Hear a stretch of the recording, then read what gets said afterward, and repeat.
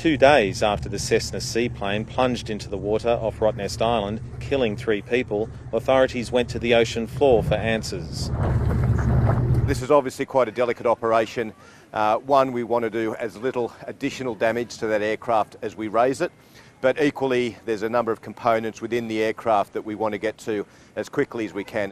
The wreckage, including part of the plane's fuselage, engine and cabin, was lifted by crane and put onto a barge. It was taken to a police facility in Perth.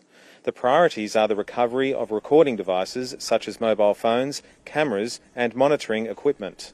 We look at those things that are likely to be further damaged by exposure into the elements. So they tend to be the ones that we focus on first.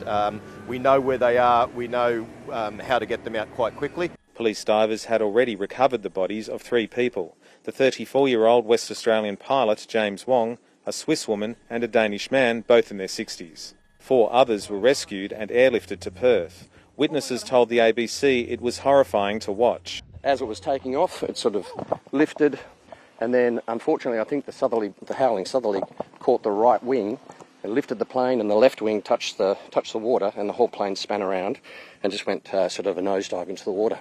Authorities will speak to witnesses as part of the investigation, as well as examining footage taken by members of the public, along with weather records and maintenance logs. The plane is owned by Swan River Seaplanes, which has paused operations. We'll be advised by the authorities and the experts in relation to any measures we need to take.